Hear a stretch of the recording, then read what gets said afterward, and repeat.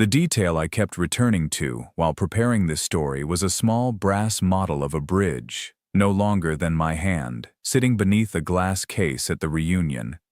Everyone assumed it was there to honor the man whose name appeared on the invitation. Only 3 people in the room knew why the model had been placed there, and my girlfriend was not one of them. You're watching Diary of Owen. Let's go back to the night she laughed at what I did for a living, 10 minutes before she discovered whose project she had been admiring.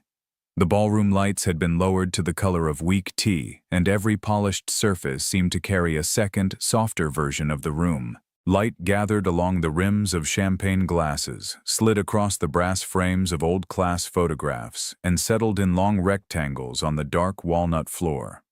Outside the western windows, rain moved through the parking lot in silver sheets. Each time the automatic doors opened downstairs, a pulse of cold white light climbed the staircase and vanished. It was 7:18 on a Saturday evening in October when Elise and I entered the Meridian Room at the Bellwether House. The venue stood on the edge of a fictional river district called Harrow Quay, inside a restored customs building with limestone columns and green copper gutters. Elise's graduating class from Bellwether Academy had rented the entire second floor for its 15-year reunion. She had been talking about the evening for almost 4 months. Not with excitement exactly, with preparation. There is a difference. Excitement expands a person. Preparation narrows them. For weeks, Elise had compared dresses under the bedroom lamp, studied photographs of former classmates online, and constructed casual sentences that would make her life sound effortless. She had not attended the 10-year reunion because we had been living in another state then, and she had told me repeatedly that this one mattered. She wanted people to see that she had done well. I understood the impulse more than she realized. At 36, Elise was the communications director for a regional health foundation. She was good at her work, especially when a difficult idea needed to be softened without becoming dishonest. She could look at a 70-page policy document and find the 6 words that would make donors care. She had grown up among people who measured adulthood through visible milestones: houses, titles, schools, memberships, photographs taken in airport lounges. I had grown up differently. My father repaired municipal elevators. My mother kept the accounts for a wholesale bakery. We did not talk much about prestige because most of the adults around me performed jobs that only became visible when they stopped being done. I learned early that importance and attention were not the same thing. That belief became useful in my career. It became less useful in my relationship. At the registration table, Elise gave our names to a woman wearing a burgundy sash. The woman found Elise's card, smiled broadly, and pressed a navy ribbon to the lapel of her dress. Then she looked at me. Elise said I was her boyfriend, Adrian Mercer. The woman asked what year I had graduated. Elise gave a light laugh and explained that I had gone to a public school 2 towns over. The woman handed me a blank guest badge and a fine point pen. I printed Adrian in capital letters. Underneath, in smaller writing, I added Mercer Design Services because there was a line marked Company. Elise glanced down as I capped the pen. She touched the badge with one finger and said I did not need to make it sound so formal. I asked what she meant. She said it was a reunion, not a trade conference. Her tone was pleasant, almost affectionate.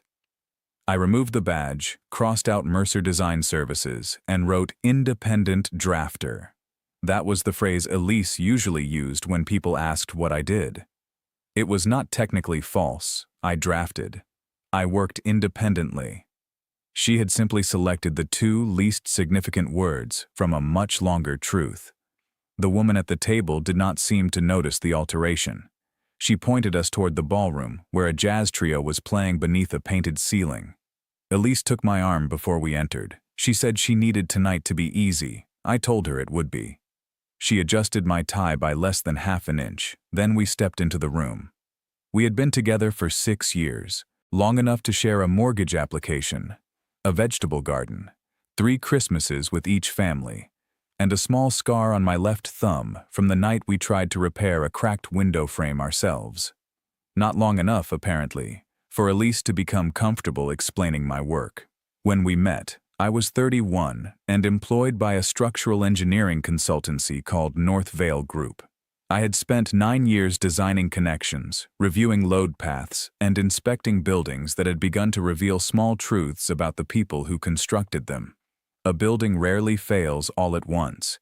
It offers warnings. A door begins sticking in damp weather. A hairline crack widens by 2 millimeters. A column settles unevenly. Bolts carry loads they were not intended to carry because something elsewhere has stopped doing its share. My work trained me to notice the gap between appearance and capacity. Elise used to admire that. On our third date, she asked me to explain why an old railway canopy outside the restaurant did not collapse under snow. I drew a simple truss on a paper napkin and showed her how force moved through triangles. She kept the napkin. For the first 2 years of our relationship, she introduced me as a structural engineer. Then, North Vale began a merger. The new ownership shifted towards standardized commercial work, which meant more repetitive calculations, fewer site decisions, and a culture built around billable hours rather than judgment. I left at 34. I told Elise I wanted to establish a small consultancy focused on restoration, adaptive reuse, and difficult infrastructure projects that larger firms often avoided. She supported the idea initially. She bought me a leather notebook and wrote on the first page that she believed in the things I could see before other people saw them. For the first 11 months, my income fell by nearly 60%. I worked from a converted bedroom. My desk faced a fence. I did not have employees, branded vehicles, or an office address that sounded impressive at dinner. What I did have was patience. I spent 6 weeks documenting the iron roof structure of an abandoned produce market. I designed temporary supports for a fire-damaged library tower. I reviewed the failure of a pedestrian walkway after another engineer found inconsistencies in the original record drawings. The projects were not glamorous. They were the type of work that occurred before ribbon cuttings, before newspaper photographs, before donors arrived wearing hard hats that had never touched dust. Elise's language began to change. My consultancy became freelancing. Freelancing became drafting. Drafting became little projects. I corrected her twice. The third time, I let it pass. That was a mistake. Uncorrected assumptions do not remain still. They accumulate weight. By the time of the reunion, the most important commission of my career had occupied nearly 3 years of my life. It was called the Astor Crossing Renewal. The crossing joined Harrow Quay to the northern residential district over a wide industrial canal. The existing bridge, built in 1958, had been closed to heavy traffic after inspections found severe corrosion inside 2 box girders and unusual movement around the eastern pier. The city had announced an international redevelopment competition. The public-facing project was enormous: a pedestrian promenade, a cycling route, a new transit lane, a landscaped river terrace, a movable central span allowing maintenance barges to pass beneath. The estimated value was $184 million.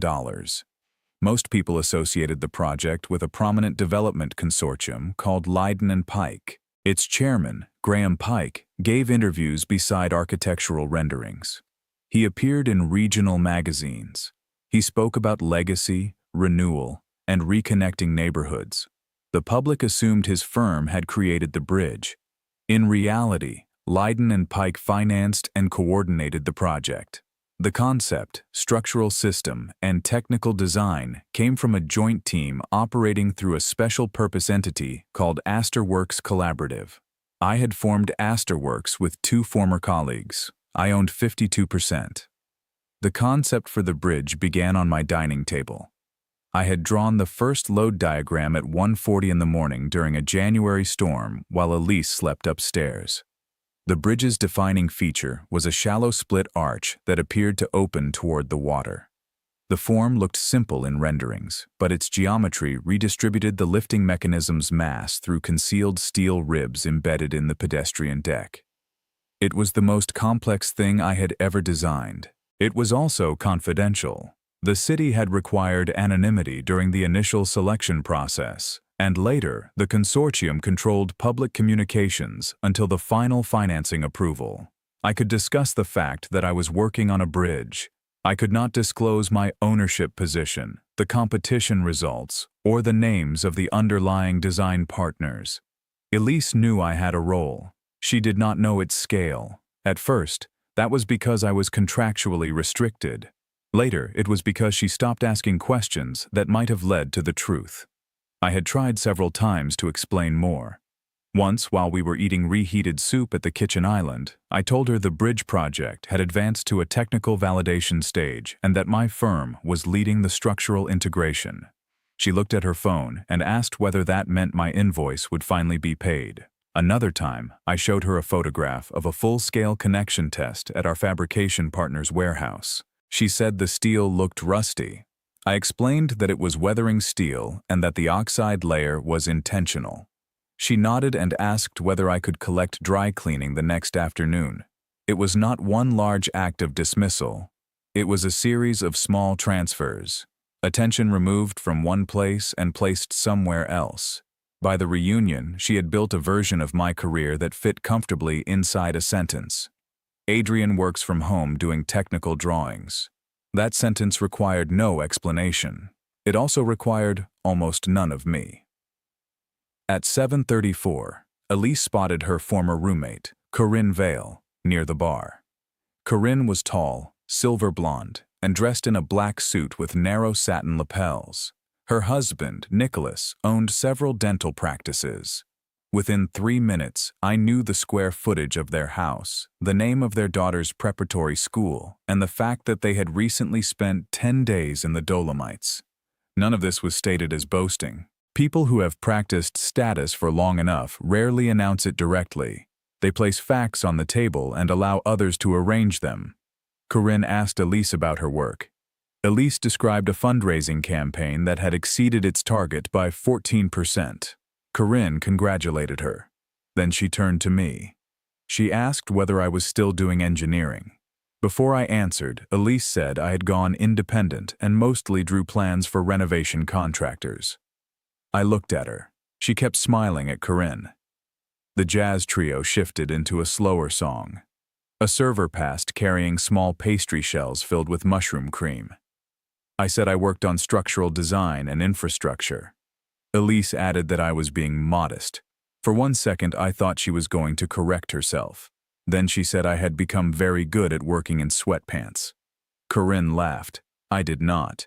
Not because the comment was especially cruel, because I recognized the function of it. Elise had converted my answer into a joke before anyone could ask a serious question. A building can survive a missing decorative panel. It cannot survive indefinitely when someone keeps treating a load-bearing member as decoration. I excused myself and walked toward the display tables along the western wall. The reunion committee had arranged memorabilia beneath framed photographs of graduating classes. There were old yearbooks, theater programs, sports jerseys, and a sealed glass case containing objects donated by alumni. Inside that case sat the brass bridge model. It rested on a black base with a small engraved plate. Astor Crossing Renewal, presented by Leiden and Pike Infrastructure. The model was simplified, but I recognized every line. The split arches, the narrow central opening, the cantilevered river terraces, even the curve of the maintenance stair beneath the eastern deck. I had approved the model's geometry 6 months earlier. I had not known it would be displayed at the reunion. A man standing beside me said it was beautiful. He appeared to be in his late 30s, with round glasses and a name badge identifying him as Martin Kale, class of 2008. I agreed. He said the project was supposed to transform the whole district. I said that was the hope. He asked whether I knew much about it. Before I could answer, a voice behind us said everyone knew about it. A man named Duncan Hales stepped into the light. I had seen him across the ballroom earlier. He was one of Elise's former classmates, broad-shouldered, carefully groomed, and dressed in a dark green jacket. His badge listed him as Senior Development Executive at Leiden and Pike. I knew the name Duncan was not part of the technical leadership. He worked on stakeholder engagement and commercial leasing around the planned river terrace. His involvement with Astor Crossing was real, but peripheral. Elise had mentioned him several times in the weeks before the reunion. They had served on student council together. He had returned to Bellwether Academy to give a career lecture. He had apparently become one of the evening's unofficial success stories. Duncan shook Martin's hand, then mine. When he saw my badge, he asked what kind of drafting I did. I said, structural. He glanced at the model and said, projects like Astor Crossing probably kept hundreds of people like me busy. I told him they did. He began explaining the bridge. He described the split arch as a signature concept, created by Lydon and Pike's visionary design team. I listened. There are moments when correcting someone serves no purpose, because the error will collapse under its own weight soon enough. Duncan spoke confidently. He said the project had nearly failed, because engineers were naturally conservative, but the commercial team had pushed them to be ambitious. He said technical people often needed leadership from those who understood the larger picture. I felt the small, familiar pressure behind my ribs that came when someone confused visibility with authorship. It passed. I asked whether final financing had been approved. He said the announcement was expected shortly. That answer told me he did not know what had happened at 4:12 that afternoon. At 4:12, while Elise was fastening earrings in our bedroom, I had received a message from Celia Rohn, the city's infrastructure commissioner. The council had executed the final agreement. Astor Works Collaborative had been formally appointed lead design authority through completion. The city intended to issue its announcement at 8 that evening. Graham Pike would speak first. Then I would be introduced publicly as design principal and majority owner of Astor Works. I had known for 3 weeks that the announcement might coincide with the reunion. I had not told Elise because the timing had remained uncertain, and because I wanted to share it when the agreement was real. I had imagined taking her aside before the announcement. I had imagined showing her the message. I had imagined the expression on her face being pride. Standing beside the glass case, I understood that I had been planning a moment for a version of our relationship that no longer existed. Elise joined us at 7:42. She greeted Duncan with greater warmth than she had shown anyone else that evening. They exchanged memories of a debate tournament and a teacher who used to throw chalk at the radiator when the classroom became noise. Duncan asked how long Elise and I had been together. She said 6 years. He looked at me and said that was practically a structural achievement. Elise laughed. She placed her hand lightly against my arm and said I would appreciate that, because structures were more or less my whole world. Duncan gestured toward the model and asked whether I had worked on anything remotely this large. The question was casual. Elise answered before I could. She said no, nothing like that. Then she added that my projects were much smaller and that I preferred them manageable. I looked at her. The word preferred stayed with me. It turned circumstance into limitation. It suggested I had chosen smallness because I could not carry anything larger. Duncan said there was nothing wrong with local work. Elise tilted her head and said someone had to make sure kitchen walls did not fall down. They both smiled. I noticed Martin Cale stopped smiling. The room remained warm, but my hands felt cold. For perhaps 3 seconds, I experienced a clean, private panic. Not anger. The sensation was closer to realizing that a stair tread you trusted was not there. My body prepared for a fall before my mind had accepted the missing step. I looked down at the bridge model. The brass surface reflected 4 blurred faces. I counted my breathing.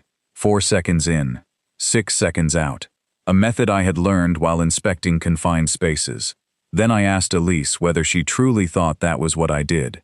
She looked surprised by the question. She said she was only teasing me. I asked again. She glanced at Duncan, then back at me. She said I was talented, but that I had always been more comfortable supporting other people's projects than leading my own. The sentence was not shouted. It was worse for being measured. She believed it. I asked when she had decided that. Elise's expression tightened. She said this was not the place. I agreed. Then I walked away. I did not leave the building. I went to the narrow balcony outside the north corridor, where rain tapped against a canvas awning. Below me, headlights moved along Key Street.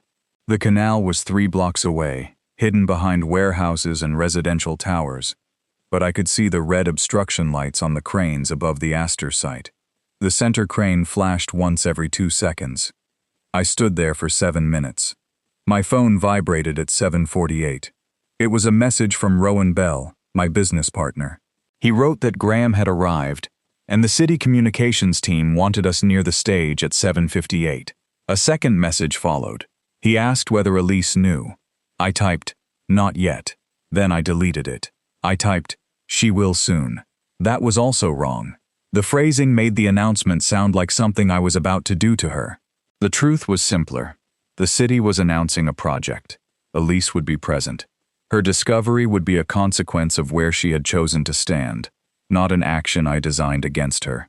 I put the phone away. When I returned to the ballroom, the trio had stopped playing. A screen had been lowered behind the stage. The reunion chair, a woman named Paloma West, stood at a lectern tapping the microphone. Elise was near the center of the room, with Corinne and Duncan. She saw me enter.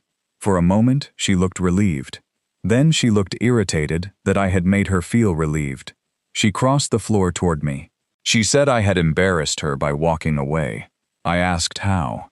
She said Duncan had noticed. I said Duncan seemed observant. She lowered her voice and told me not to behave like this tonight. I asked what she thought I was doing. She said I was making a harmless joke into a referendum on our relationship. I considered that. Engineers are trained to distinguish between local damage and systemic failure. A cracked tile is local. A crack running from a window corner through 3 stories is systemic. The comment about kitchen walls had been local. Her certainty that I belonged beneath other people had revealed the system. I told her I did not think the joke was the problem. She folded her arms. I said the problem was that she had stopped being curious about my life, then replaced what she did not know with something smaller. She looked past me toward the stage. She said I was being dramatic. I said I did not want to argue. She replied that I never wanted to argue because silence let me feel superior. That was the closest she came to raising her voice. Several people turned their heads. I asked her to walk with me to the corridor. She refused. Paloma began welcoming the class. Applause moved through the room. Elise leaned closer and said, I needed to stop punishing her for wanting one evening where she did not have to explain why her boyfriend had no office, no staff, and no recognizable position. The words came carefully. She had thought them before. That mattered. Improvised cruelty is often followed by surprise. Prepared truth arrives with relief. I looked at her face and remembered the leather notebook she had given me when I left North Vale. I remembered the sentence she had written on its first page. I believe in the things you can see before other people see them. The notebook was still in the top drawer of my desk. I had used every page.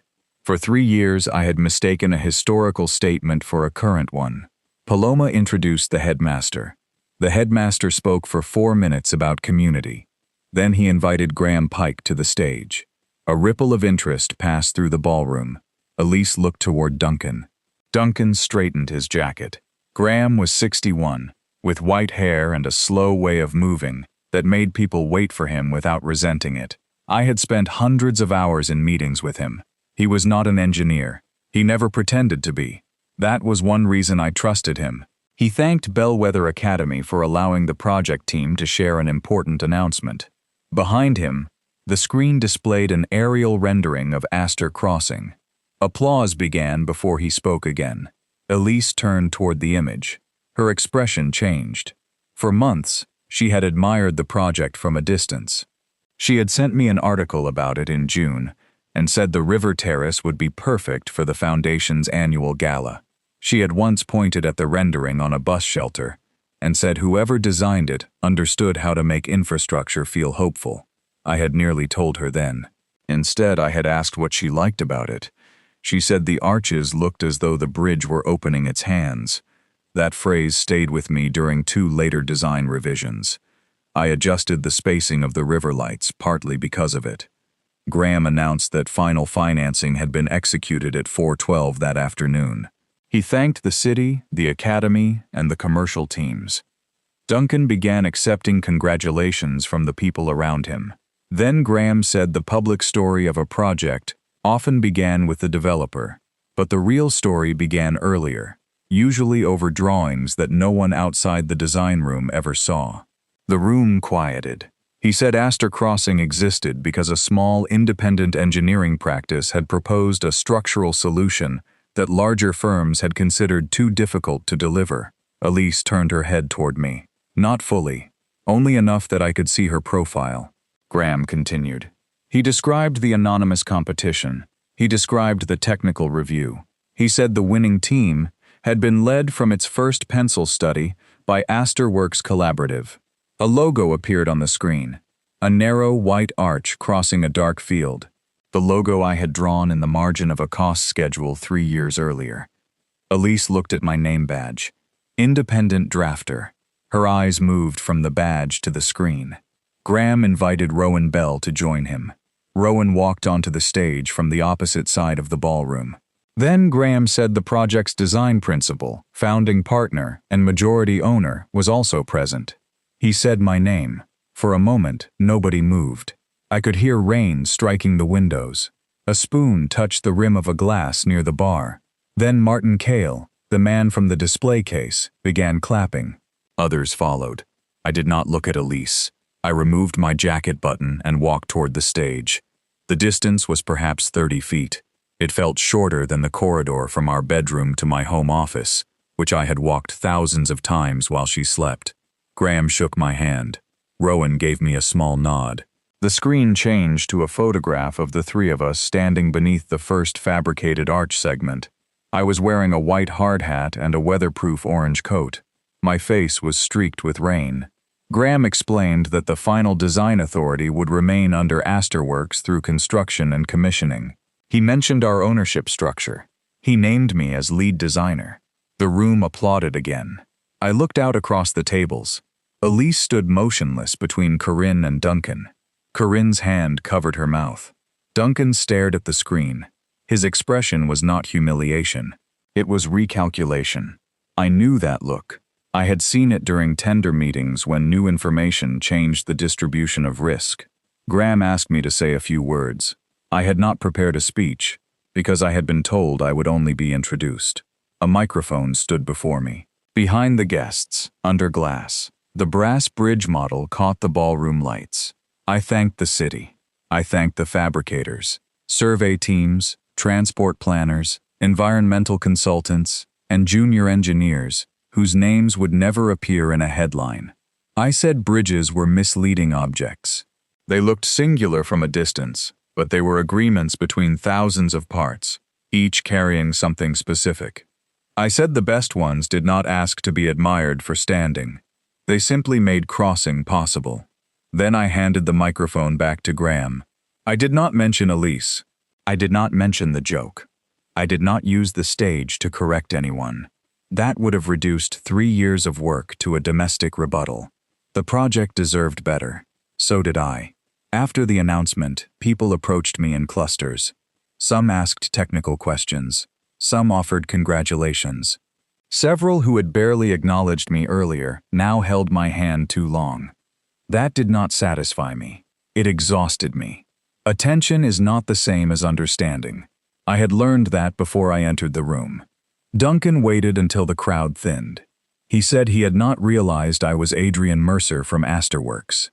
I said most people had not. He looked toward Elise. Then he said his earlier comments had been based on incomplete information. I told him that happened. He apologized. I accepted. He had been arrogant, but he had not owed me intimacy. Elise had. At 8:27, I found her standing beside the glass case. The ballroom had grown louder again. Music had resumed. People were drinking more quickly now that the formal portion had ended. Elise was staring at the brass bridge. She did not turn when I approached. She said I had let her make a fool of herself. I stood beside her. I said I had tried to tell her about my work many times. She shook her head. She said I had never told her I owned the company behind the project. I said the ownership was confidential until the agreement closed. She asked whether it had been confidential at 412. I said not legally. She turned, then. Her eyes were wet, but her voice remained controlled. She asked why I had not told her in the car. I told her I had planned to tell her privately before the announcement. She asked why I had not. I looked through the glass at the bridge. I said because by then, she had already told me what she believed. She pressed her lips together. I could see her constructing several responses and rejecting each one. Finally, she said she had only been trying to fit in. I said I knew. She said the people in the room had spent their lives ranking one another. I said I knew that too. She asked why I had come, if I despised them. I said I did not despise them. Then I told her the truth that had taken 6 years and 1 ballroom to become clear. I had come because she asked me to stand beside her. She had asked me to stand beside her, then spent the evening making sure no one mistook me for her equal.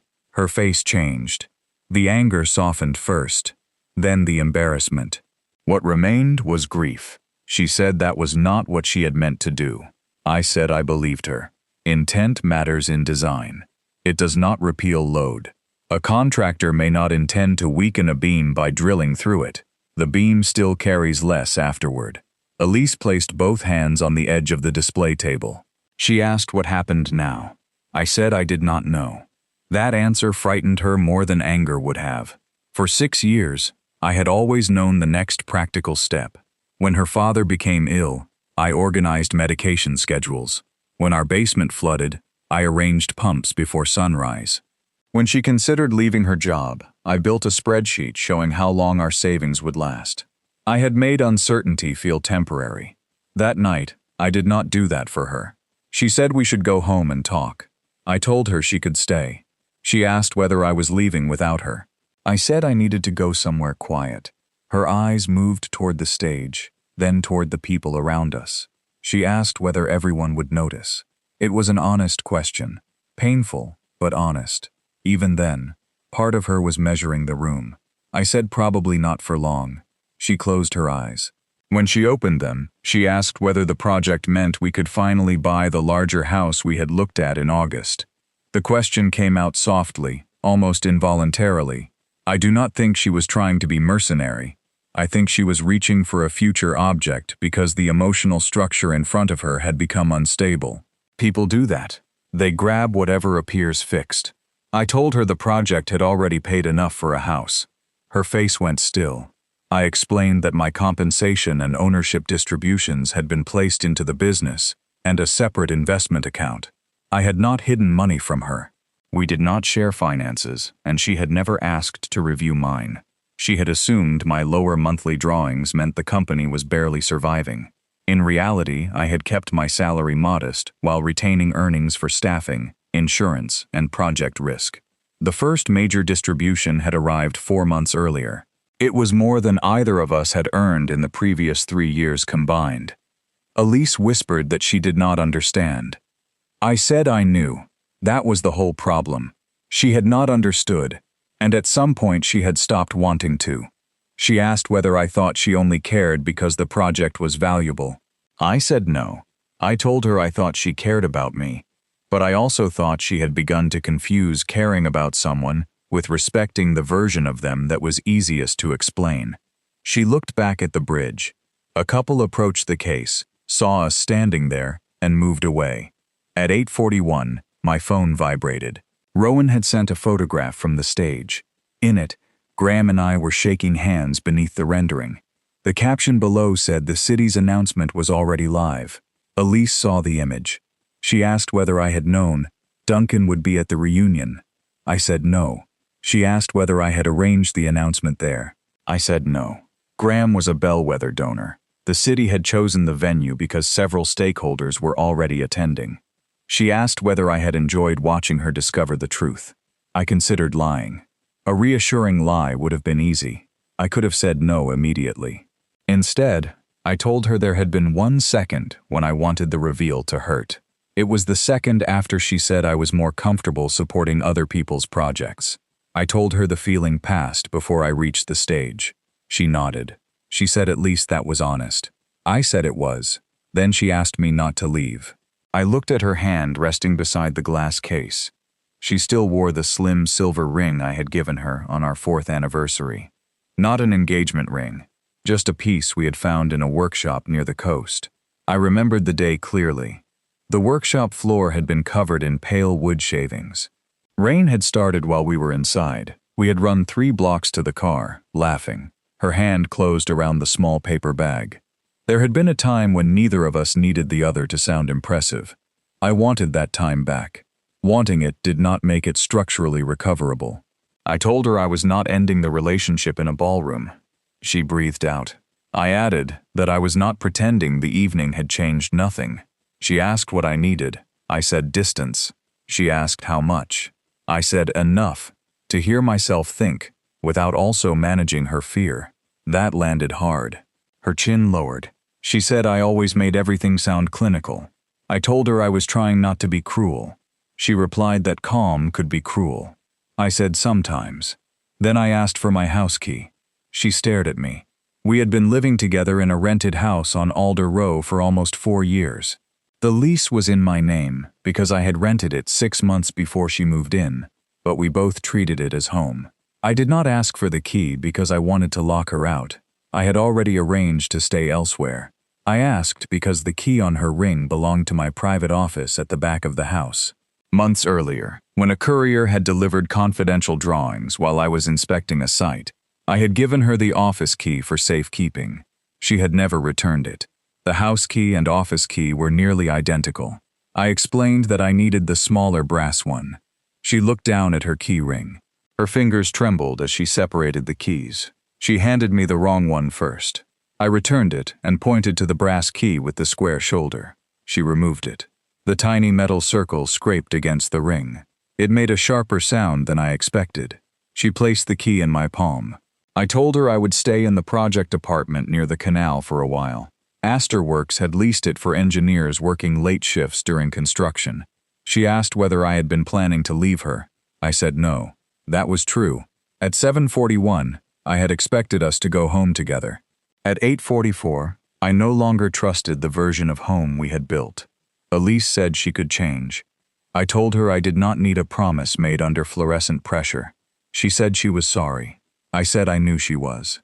She asked whether that mattered. I looked at her. It mattered enormously. It simply did not solve the problem. I told her apologies were acknowledgments, not repairs.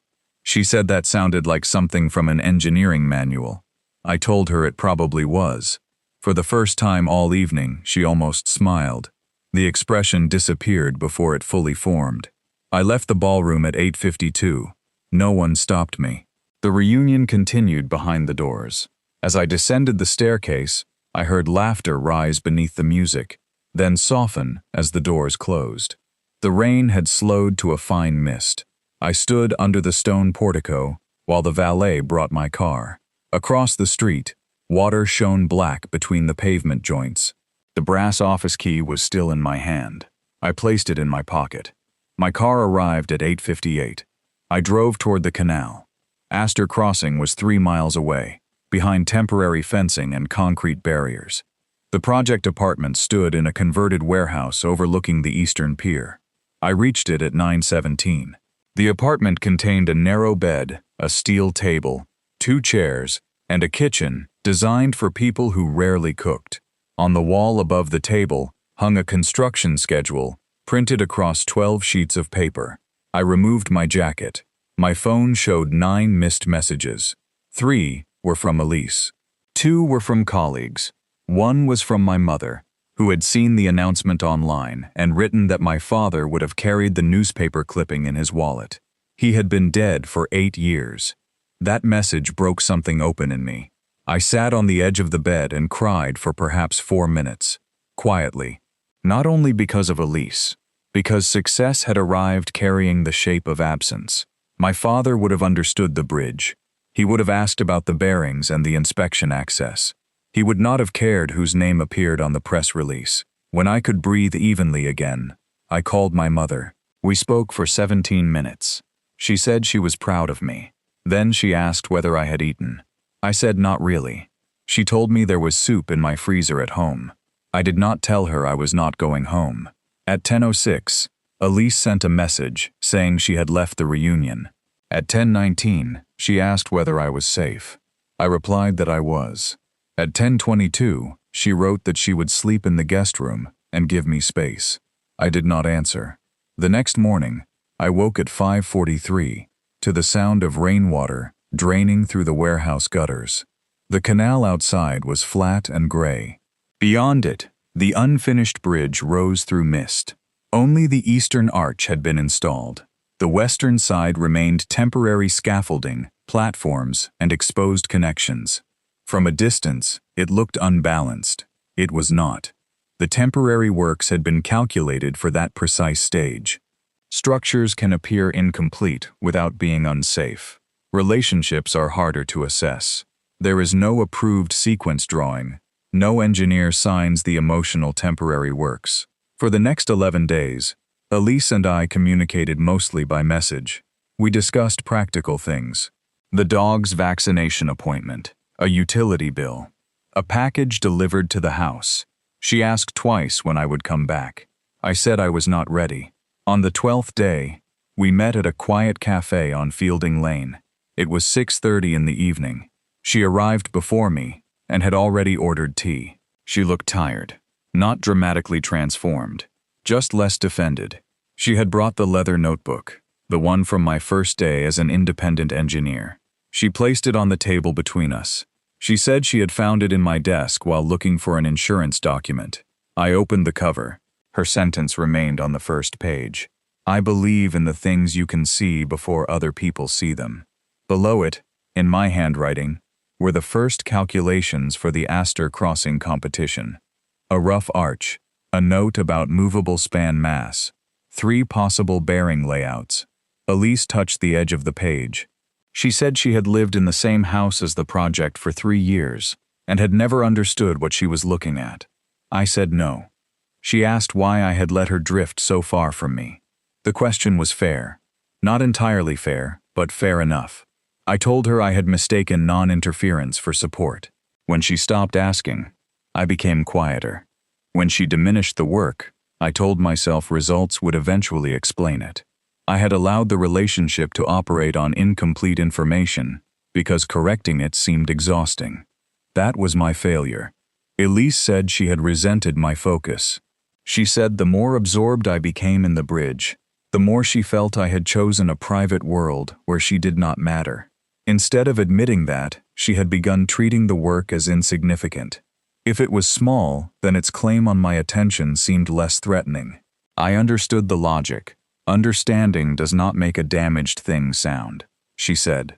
The reunion had made her feel 17 again. She had wanted everyone to see that she belonged. I told her she had made me smaller, so she could feel larger beside them. She looked down. She said yes. It was the plainest thing she said during our entire relationship. We sat without speaking. A milk steamer hissed behind the counter. Outside, buses pushed water toward the curb. After several minutes, Elise asked whether I still loved her. I told her I did. She asked whether that was enough. I said no. She nodded, as though she had expected the answer. We did not end the relationship that night. We did not repair it either. For 6 weeks, we attended counseling. We spoke about class, shame, secrecy, ambition, and the subtle ways admiration can turn into competition. Elise apologized without qualification. I learned to speak before resentment hardened into silence. We both did the work seriously. That is important. Not every failed relationship is the result of one person refusing to change. Sometimes 2 people change and still discover that trust does not return in the shape they need. By December, I could imagine forgiving her. I could not imagine bringing her to another project dinner without wondering which version of me she would present. She could imagine respecting my work. She could not stop feeling that the bridge had become evidence in a case against her. The project no longer belonged only to my career. It had entered our relationship as a witness. On December 14th, we met at the house on Alder Row. Snow had begun before noon and gathered along the garden wall. Elise had packed most of her belongings. The rooms looked larger without her books and framed prints. On the kitchen counter sat 2 mugs, the leather notebook, and the silver anniversary ring. She said she had found an apartment near her office. I told her I would help with the moving company if she needed it. She said she had arranged everything. We reviewed the remaining bills. We transferred the dog's registration to her name because he had always followed her from room to room. Then she slid the house key across the counter.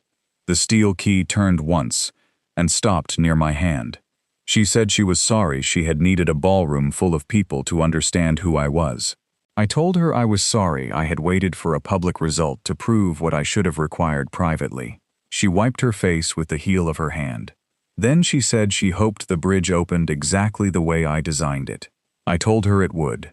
Not because I believed nothing could go wrong, because confidence in engineering is not the belief that failure is impossible. It is the knowledge that every foreseeable load has been considered, checked, and given a path. She put on her coat. At the door, she looked back once. I thought she might say something else. She did not. The latch closed quietly behind her. Astor Crossing opened 18 months later. At 6:10 on a clear May morning, I stood beneath the eastern arch before the public ceremony began. The river terrace was empty. The paving stones were still dark from overnight rain. Along the deck, recessed lights faded as daylight strengthened. A maintenance operator activated the movable span for its final test. Warning bells sounded. Barriers lowered. The center section rose slowly above the canal, exactly as it had in the first model.